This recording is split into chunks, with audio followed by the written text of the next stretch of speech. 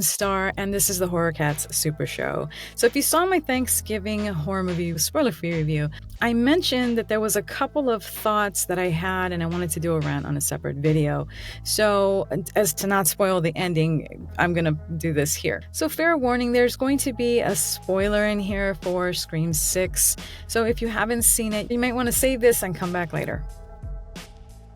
Patrick Dempsey being revealed as the John Carver killer.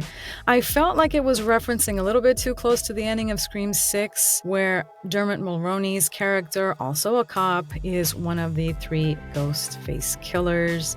Patrick Dempsey's character is also a cop, and having seen Scream, I already kind of was familiar with the scenario, and so I figured out he was the killer pretty early on in the film. So I adore Scream, and Ghostface is one of my very favorite horror icons by one of my fave directors up until Scream 5, Wes Craven. But I think Scream is also one of the most consistent horror franchises that we have out there. I'm not sure what they're going to do with 7 in light of all these new events.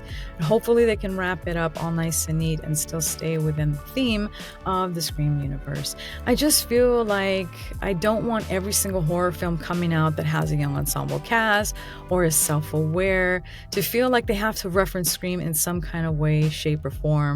So it just winds up feeling out like some Scream ripoff. Even the new Christmas slasher film, It's a Wonderful Knife, is said to have a very screamy vibe and a Ghostface-like killer.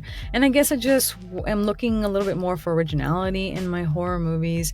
And although I love Scream, Scream is Scream and nothing else. This is kind of minor, but it irked me, so I'm just going to talk about it. Once we do find out that Patrick Dempsey's character is the killer, we find out his motives for the revenge killings were that Gina Gershon's character, who was killed back in the Black Friday riots, was having an affair with him, and she plans on leaving her husband for him. And we find out that she's also pregnant with child, and it's his, and losing both of them is what causes him to snap and become the John Carver killer. And here is where we have example of Hollywood math, very similar to both Michael Myers and Leatherface, clearly being in their 70s when they appear in their last 2 films, and still killing and murdering people and wreaking havoc very easily in their 70s. So Patrick Dempsey at the time of filming this movie is 58, and Gina Gershon is a gorgeous 61. But yeah, guys, math.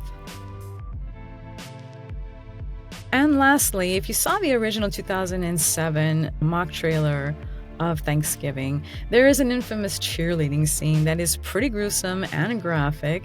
And although we do get a similar scene in this film, it almost appears like it was heavily censored. I feel like there has to be more footage on this particular scene because Eli Roth is sick and twisted, and I don't think that he wouldn't have come up with something like absolutely spectacular to put in this spot. So I don't know, hopefully when this comes out on DVD, we'll get an uncensored director's cut. So if Eli Roth is watching this, please leave us a comment below and let us know if we're going to get a director's cut of Thanksgiving, because I just kind of feel like there's a lot of stuff that might have been left on the cutting room floor, no pun intended, but I think it would only enhance the experience for us, sick and twisted puppies as well. All right, guys, thank you for spending some time with me for my quick rant. Let me know if you have seen Thanksgiving and what you think about what I've said, and if you feel the same or you have any other bones to pick, and we can get a discussion going in the comments below. Remember to give this a thumbs up and share this with the other horror cats in your life. I'm Star. This is the Horror Cats Super Show, and until next time, shiver, scream, repeat. Bye.